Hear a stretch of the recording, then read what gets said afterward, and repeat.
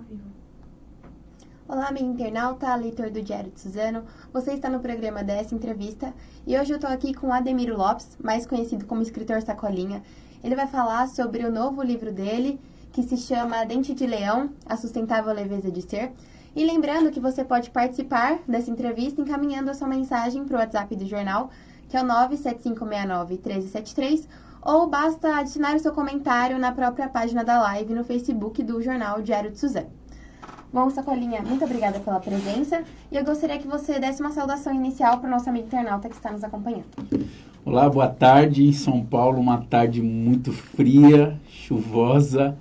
Estou aqui só pensando num cafezinho bem quentinho e uma televisão bacana para ficar assistindo, porque eu poderia falar em um livro, né? Só que, como eu disse aqui na última entrevista que eu fiz, aqui mesmo neste local, eu estava falando de livro, um livro que eu estaria lançando no mês de junho. Então, assim, eu trabalhei tanto com livro nesses últimos meses que agora eu quero só dar uma folguinha e tomar um café e assistir um pouco de filmes. Ai, nada melhor, isso, né, nesse tempo. Nada Bom, melhor. Sacolinha, eu gostaria que você começasse comentando sobre o que fala esse livro. Dente de Leão, A Sustentável Leveza de Ser. Este é o meu 8º livro, é um livro de crônicas e, como o nome sugere, é um livro com textos leves, né? Eu peguei alguns temas pesados, mas trabalhei de uma forma mais leve.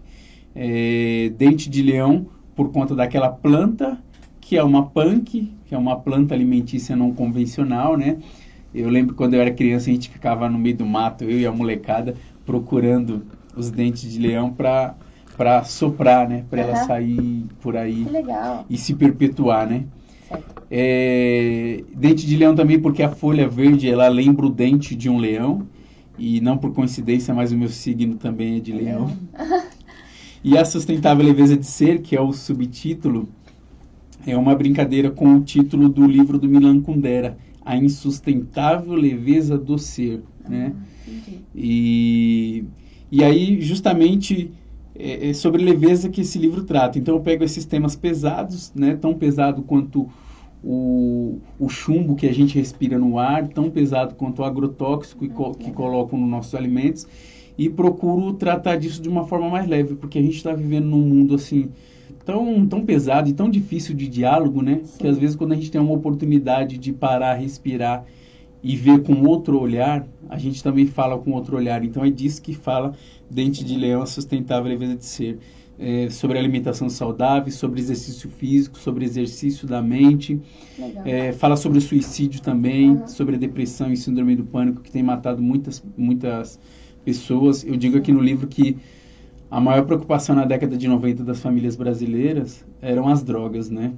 Sim. Hoje a droga ficou para trás, né? A nossa maior preocupação é ter algum familiar com síndrome do pânico, com depressão na família. Então eu falo de tudo isso e outros temas também que às vezes a gente fecha os olhos ou os ouvidos também para não tratar sobre eles. Ai, que legal. E há quanto tempo? Quanto tempo levou, na verdade, para você produzir esse livro ao todo? São 15 crônicas, né? São 15 crônicas, o livro, desde a ideia até o lançamento, foi um ano. É claro que tem algumas crônicas aqui que foi feita muito antes de 2018. Nós estamos em 2019, né? Sim. Mas quando eu comecei a pensar este livro em junho de 2018, ao menos 3 crônicas já estavam prontas e que eu resolvi colocar, incluir neste livro também. Então, assim, o período de produção entre escrita, releitura, revisão e a produção editorial foi de um ano. Isso. E eu queria que você falasse um pouquinho sobre qual foi a sua motivação para poder escrever esse livro. Como que foi para você trabalhar esses temas que são tão pertinentes na atualidade, mas que é muito difícil a gente falar para o outro, né? Porque você tem que passar uma ideia legal do tema para o seu leitor. Eu queria que você me falasse um pouquinho como foi essa experiência. Eu sempre brinquei, né, de uma forma um pouco séria, desde os meus 18 anos, que eu queria me aposentar com 35 anos. Isso já como escritor, né? 18 anos eu estava compondo o meu primeiro livro, que foi o romance Graduado em Marginalidade. Então eu brincava com os meus amigos e nas entrevistas que eu fazia, inclusive falei isso em canais de televisão abertos e tal, como o programa de Jô Soares, Manos e Minas ou Provocações. Eu sempre falei que eu queria me aposentar com 35 anos e provar que não só o jogador de futebol consegue essa façanha, né? Só que essa minha aposentadoria não seria uma aposentadoria financeira, mas uma aposentadoria de tirar o pé do acelerador e colocar um pouco mais o pé no freio. Porque eu estava muito acostumado a desenvolver milhões de projetos. Sacolinha, o que você está fazendo agora? E eu precisava de 1 hora para falar de tudo que eu estava fazendo, sabe? Sim. Eu estou escrevendo, estou como jurado num concurso literário, estou realizando um festival de artes, estou fazendo grafite, estou isso, estou aquilo, sabe? E eu sempre pensava e dizia para mim, não, com 35 anos eu vou desacelerar, com 35 anos eu vou desacelerar. E no ano passado, em agosto, eu completei 35 anos e estou cumprindo com o meu objetivo com maestria, né? Então agora como eu digo para os meus amigos, no sapatinho. Então eu vou fazendo um projeto por vez. Sim. E nessa de eu desenvolver um projeto por vez, acaba sobrando tempo para o que antes não sobrava, né?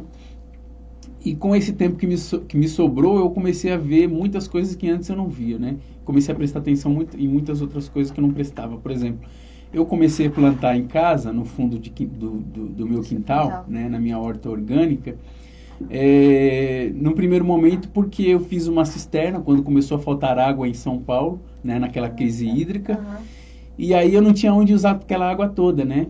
Eu usava para lavar o carro, usava para lavar a garagem e sobrava muita água. Entendi. Então eu comecei a plantar. Que legal. Para usar essa água, para regar. Isso, correto. E aí depois que me sobrou esse tempo, dos meus 35 anos, eu comecei a ver a horta como outro significado. Não só para usar aquela água da minha cisterna que colhia a água da chuva, né? Sim. Mas também com o sentido de começar a comer algo mais saudável. E aí foi quando eu comecei a pesquisar.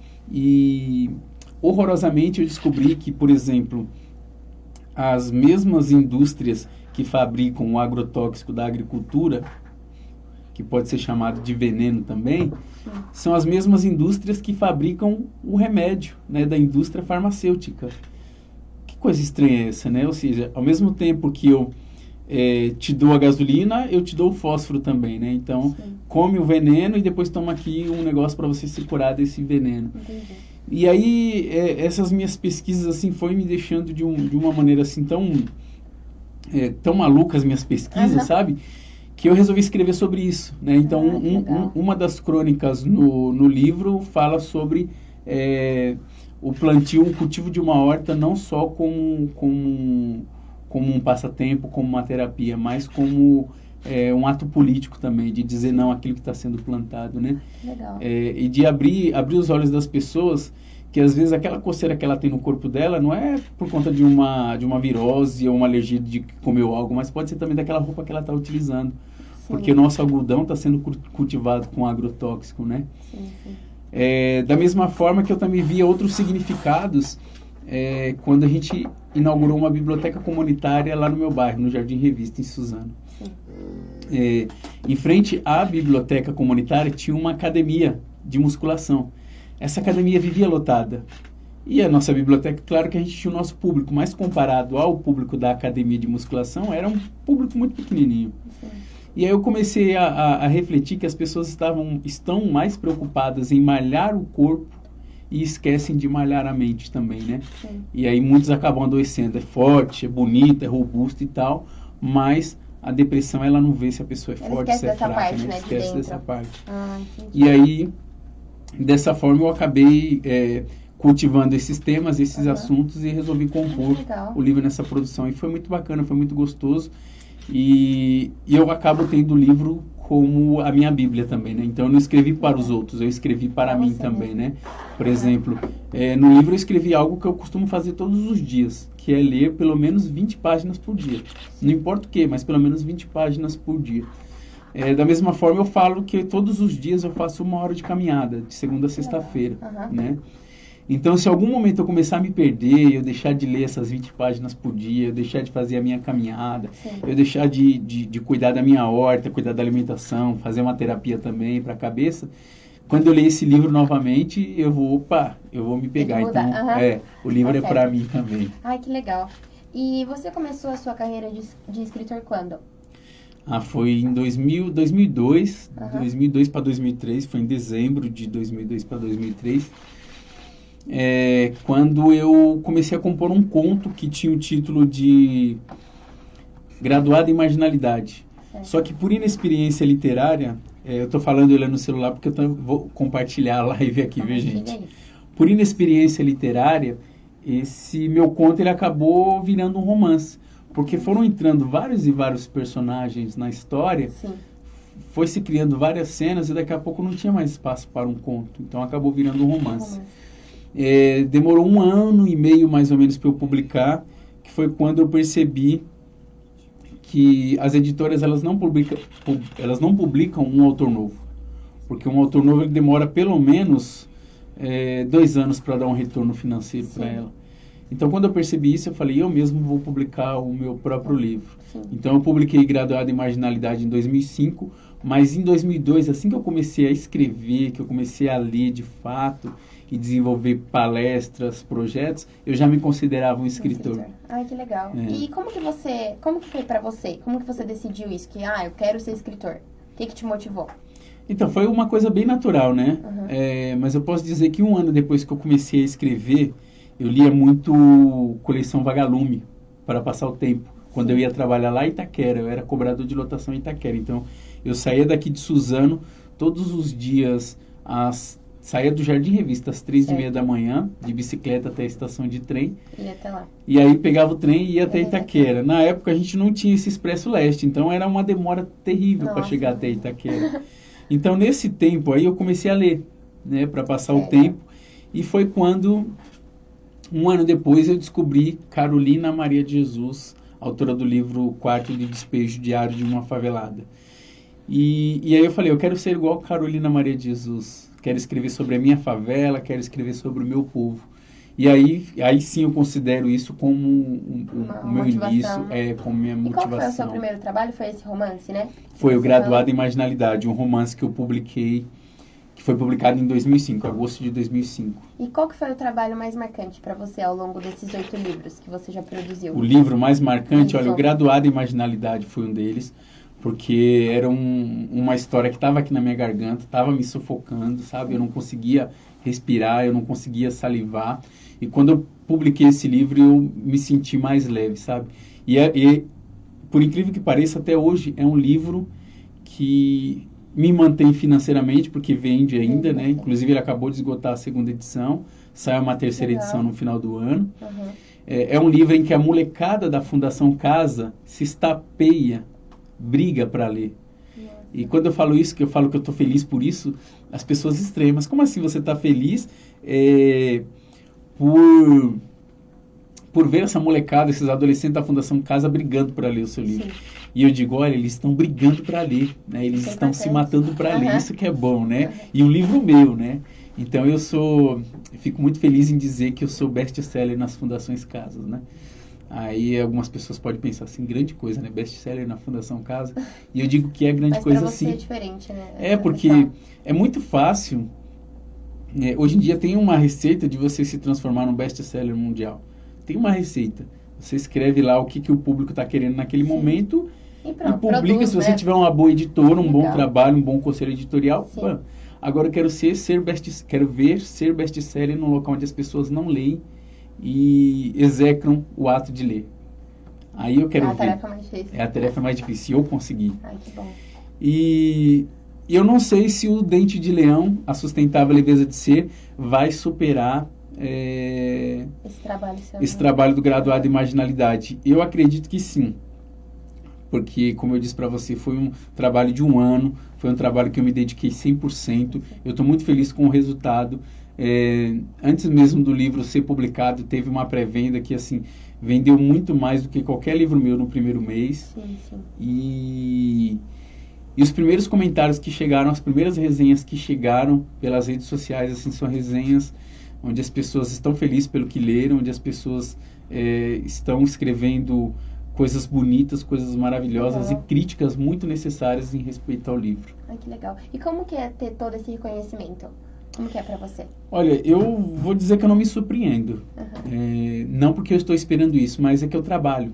Né? E quando você trabalha, você colhe bons resultados. Sim. E eu falo isso no livro, né? Gosto de colher, mas para não ficar ansiando a colheita, me ocupo em plantar. Então, a todo momento estou plantando, né? Seja na minha horta em casa, né, ali na prática mesmo, ou seja no meu trabalho como escritor, lendo 20 páginas por dia, escrevendo, pintando muros na periferia, né, grafitando as minhas poesias, trechos dos meus livros, fazendo camisetas, fazendo adesivos, enfim. Eu estava numa loja aqui em Suzano, e aí eu falei para um dos vendedores, né? Ele estava comprando o meu livro na pré-venda, ele falou assim, e aí, Sacolinha, como é que tá? Você tá gostando e tudo mais? E eu falei assim para ele, cara, eu tô me surpreendendo. Porque tá vendendo muito livro na pré-venda. Ele falou assim, cara, mas você tem um trabalho muito bacana e não é de hoje, né? Não é de hoje, assim.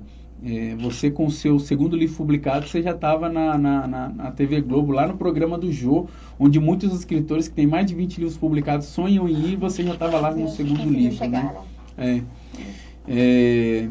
Um programa muito bacana que eu sempre curti de entrevistas, né, aqui no Brasil. Eu fui chamado para fazer entrevista, que foi o programa Provocações do Abujam, né? Então, assim, coisas que eu não esperava começaram a acontecer. E aí eu paro para pensar, opa, isso não é do nada, né? Sim. Eu trabalho muito, de domingo a domingo, para mim não tem tempo, porque é uma coisa que eu gosto, né? Uma coisa que livro, você gosta de fazer. Literatura, sim. Então, é uma coisa muito bacana. É claro que tem gente que chega hoje e vê e fala assim, caramba, Sacolinha, hein, nossa, tudo isso e tal, mas tudo isso, mas ninguém vê. O que você passou, o que eu passei, o que você enfrentou para chegar onde você está hoje, né? E você falou que você faz trabalho com grafite também. Queria que você comentasse um pouquinho como que é realizado esses outros trabalhos. Sim. Na verdade, eu não sou o grafiteiro. Eu convido alguns amigos meus que são grafiteiros. Inclusive, lembrei de fazer uma correção. Meu nome não é Ademiro Lopes, é Ademiro Alves, que é o sobrenome. Agora, voltando para a sua questão. Esse projeto chama-se Literatura e Paisagismo, Revitalizando a Quebrada. É um projeto, eu falo disso numa das crônicas do livro, chama-se Literatura e Paisagismo, Revitalizando a Quebrada, Revitalizando Vidas.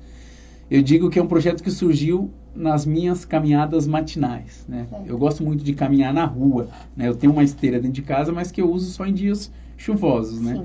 Quando eu posso, eu sempre caminho na minha rua, porque eu sou um cara muito romântico, né? Eu gosto de ver a rua, gosto de ver os cachorros furando os sacos de lixo, gosto de ver o pessoal acordando cedo para ir trabalhar. Sim. Eu gosto de sentir aquele cheiro da manhã, né? Então, eu deixo minha filha na creche, por volta de 7 da manhã e saio caminhando pelo bairro. E vários projetos vêm na minha cabeça, várias ideias de texto literário vêm na minha cabeça nesse momento. Você já começa a Sim, porque umas ideias. Caminhada é uma coisa divina, né? Assim, além de acontecer várias coisas ali, ela oxigena o seu cérebro e faz com que as ideias cheguem, né? Sim. Então, eu caminhando ali, estava pensando o que eu poderia fazer para deixar o meu bairro mais bonito, né? Mais bacana. Ao mesmo tempo que eu unisse isso ao meu trabalho, que não fosse uma coisa que me onerasse, né? Que me desse custos e que, de uma certa forma, eu não tirasse proveito disso, né? E aí veio essa ideia, poxa, por que não começar a pintar os muros e colocar as minhas poesias, né? Trechos dos meus livros, né? E aí eu lembrei que eu mexo muito com plantio, com árvore, com essas coisas assim. E por que não, além disso, eu não plantar uma árvore também naquele espaço ali onde eu estou pintando, naquela calçada, né? E aí o primeiro local foi a minha casa, né? Não adianta a gente querer fazer revolução no mundo, sendo que a gente não faz revolução na nossa própria casa. Isso é verdade. E aí pintei o meu portão, pintei o portão da minha mãe, a mureta também da calçada da minha mãe. E ali a gente começou a fazer um primeiro grafite, né, com o Todd Wan, que é um grafiteiro lá de Guaianazes. Aí plantei uma árvore na minha calçada que fazia tempo que eu queria plantar também. Fizemos uma limpeza bacana, passei uma VAP na calçada e tal, uma lavadora de alta pressão lá. E vendo o antes e o depois, assim, foi uma coisa assim de encher os olhos de alegria, totalmente diferente. E aí eu comecei a sair em outros lugares, comecei a bater nas casas, e aí, gente, vamos pintar o muro e tal. Num primeiro momento as pessoas ficaram desconfiadas, né? Sim. Mas como assim? Eu não vou precisar dar nada e você vai pintar meu muro, vai... Mas será que você não vai pichar? Será que você não vai escrever uns negócios assim, né? Fico, né? É uma coisa muito normal, né? A gente vive numa sociedade onde a gente é educado a ganhar, a tirar proveito de tudo. Então, quando as pessoas veem você oferecendo algo para elas assim, né? Gratuitamente, essas pessoas estranham, né? Mas como assim você não vai ganhar nada por isso? E eu digo que eu ganho quando vejo as pessoas fazendo selfie com a minha poesia atrás, né? Quando eu vejo a molecada tirando foto e postando na internet. Ou então quando alguém, baseado naquilo que leu num muro, curta a minha página na internet, compra um livro meu no meu blog. Eu acabo ganhando de uma maneira assim. E também, para mim, como eu comecei isso lá no meu bairro, no Jardim Revista, eu ganho também porque as minhas filhas crescem num bairro mais bonito, né? Sim. Eu faço caminhada de manhã num bairro mais colorido, sabe? Então, esse projeto, para mim, é um projeto muito bacana nesse sentido. E é um projeto que mantém vivo o meu trabalho. Sim. Eu estava falando com o Edgar aqui do Diário de Suzano, e ele estava comentando, olha, o jornal impresso não é uma coisa, o jornal impresso está caindo, né, e tal. O livro é a mesma coisa, né? Por mais que ele vai perdurar por muito tempo assim, a gente não pode ter só o livro como um instrumento de leitura, como uma mídia de incentivo à leitura. Então, por exemplo, o Literatura e Paisagismo, ele acaba sendo também um segundo instrumento literário, sim, né? Sim. Então, as pessoas que dificilmente entram numa biblioteca ou que nunca entrou numa biblioteca, vai ler um livro meu ou trecho de um livro meu num muro, né? Num grafite da periferia de Suzano. Então, é gratificante. Ganhei o ano passado um edital da Secretaria de Estado da Cultura, o Programa de Ação Cultural, onde eu escrevi o festival, o Literatura e Paisagismo como um festival de artes. Sim. E ele foi aprovado. Então, em dezembro passado, a gente realizou um festival lá no Jardim Revista. Durante 3 dias, 10 locais foram limpados, pintados e revitalizados através do Literatura e Paisagismo Revitalizando a Quebrada. Legal. Foram 10 grafiteiros, 3 dias de evento. Nossa. Foram 55 empregos gerados diretamente. Legal. Ou seja, um projeto que eu pensei nas minhas caminhadas, né? Sim. E a gente fez 10 mil cartões postais poéticos, baseado naquela música do Furacão 2000, no final da década de 90. Nunca vi cartão postal que se destaque em uma favela. Eu resolvi fazer cartão postal desse meu projeto para destacar o meu Jardim Revista, né? Para destacar a minha quebrada. Então, o Literatura e Paisagismo Revitalizando a Quebrada é um projeto que já ganhou o mundo, e se eu tiver perna, Pretende realizar outro? Pretendo, claro, com certeza. E quais objetivos ainda não foram alcançados que você espera alcançar? Quais são os seus sonhos aí pela frente, como escritor?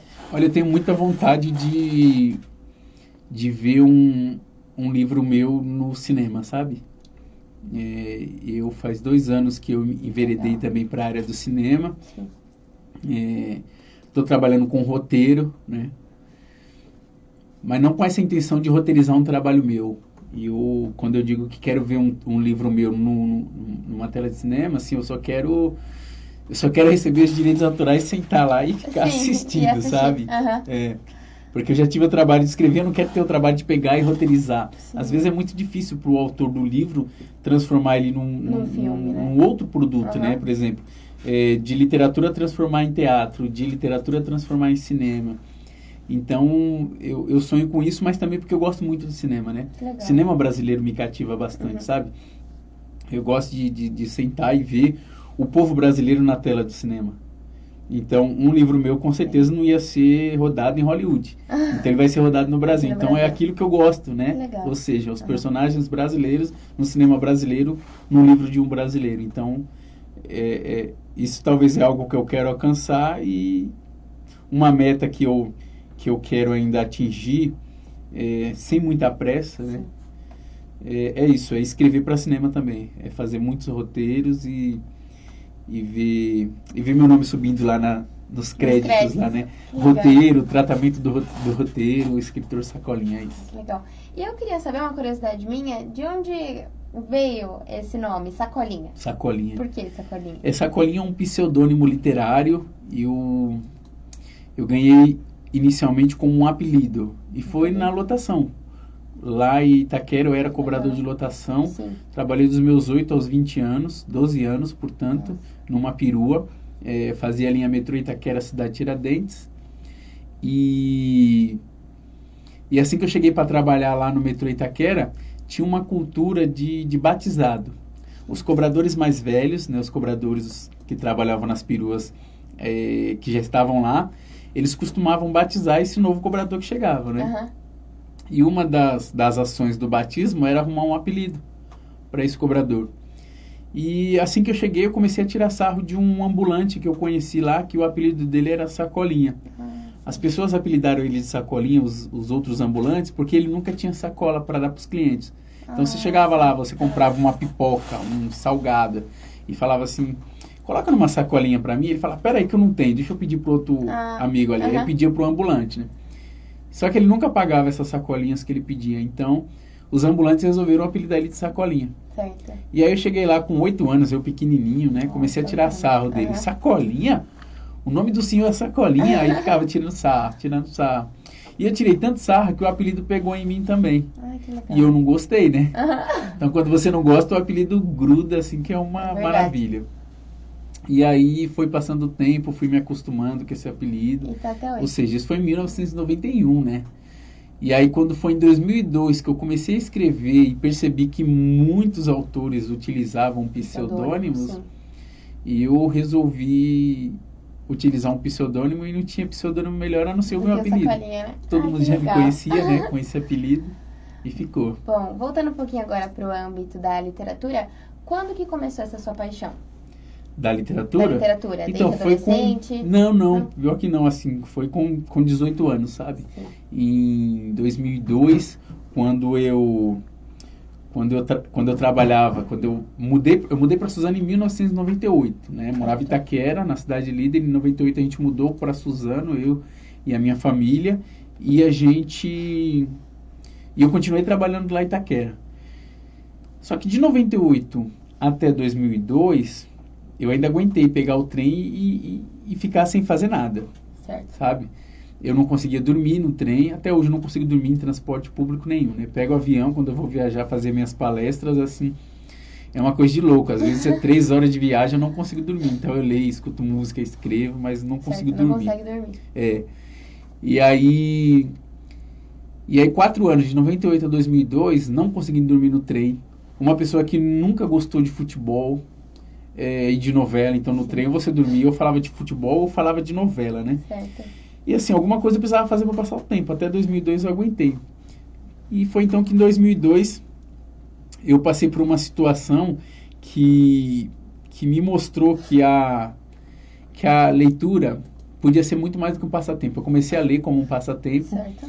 E depois eu fui, de uma certa forma, eu fui abordado pela polícia. E nesse momento eu estava sem o meu RG. Perdão. Estava só com a minha carteira de trabalho. E eu lembro que eu tinha lido na carteira de trabalho que ela substitui o RG em qualquer situação. Então eu apresentei para o policial a carteira de trabalho. Sim. E falei, não, mas serve como RG, dá uma olhada aí, né? E assim, acabei sendo liberado e tal, por conta Certo. dessa situação. E nesse dia eu não quis mais parar de ler e não quis continuar lendo só como um passatempo, só para passar o tempo no trem, né? Entre as estações de Suzano, Até Itaquera, Itaquera. Suzano. Sim. Mas eu comecei a ler também para adquirir conhecimento, legal. informação. Sim. E aí eu não parei mais, Aham. né? Não parei Legal. mais e até hoje, como eu digo no livro novo, eu leio 20 páginas por dia justamente porque a leitura ela me muda todos os dias. Se eu parar de ler hoje e não ler amanhã, eu continuo no mesmo lugar, estagnado. E eu preciso todos os dias estar, né? Tá lendo, prática e conhecimento. Com né? certeza. Bom, o seu livro ele foi lançado em junho, né? Em junho, acabou de ser lançado, E ainda dia 28. tá nas livrarias? Onde é que a gente pode encontrar? Esse livro no momento não Ainda não chegou, chegou. não chegou nas livrarias. A gente tá focando nas vendas via redes sociais, porque a gente está num momento muito grande de crise no Brasil, Sim. né? Onde a área que mais sofre no primeiro momento é a área cultural, né? E a gente fala de área cultural, mas tem várias áreas dentro da área cultural. Então o livro é o primeiro que sofre, né? É muito fácil para alguém colocar uma música e ouvir enquanto vai fazer outras coisas. É muito fácil para alguém, vamos sair para namorar, vamos pro teatro, depois a gente sai para beber, né? Sim. Mas ninguém fala assim, vamos sair para namorar lendo um livro, né? Deixa eu lavar a louça lendo o livro, nada disso. Então, o primeiro que cai na área da literatura é o livro. Então, as livrarias aí nos últimos anos aí tiveram, muitas livrarias fecharam, né? Não só as livrarias físicas, mas livrarias virtuais também.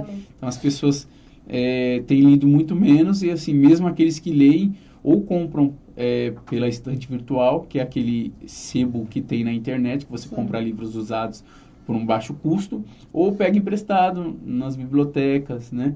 Ou leem no celular, online, nos livros PDF, os livros que tem gratuitamente. Então, para se vender livro no Brasil hoje em dia está muito difícil, ainda mais nas livrarias. Pensando que para você ir numa livraria, você precisa se programar, se planejar, deixar tudo que você tem de bom em casa, ou seja, Netflix, os filmes hollywoodianos, a pipoca, o colchão quente, tudo isso para ir até uma livraria.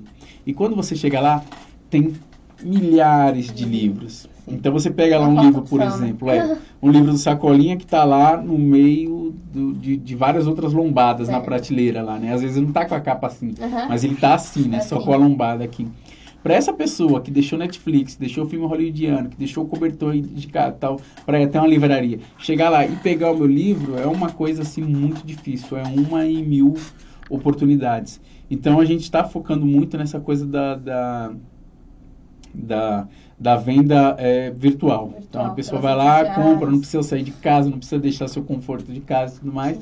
E chega em casa, no meu caso, sem pagar o frete, né? Então o livro está sendo vendido sem pagar o frete neste momento. A gente começou com o valor de R$20 na pré-venda, subiu para 25, 30 e agora, pós-lançamento, ele está R$35, mas a pessoa não paga o frete, chega na casa dela bonitinho, se ela quiser autografado, né? Ou seja, melhor do que na livraria, porque na livraria a pessoa não encontra o autor lá, encontra o livro, mas não encontra o autor.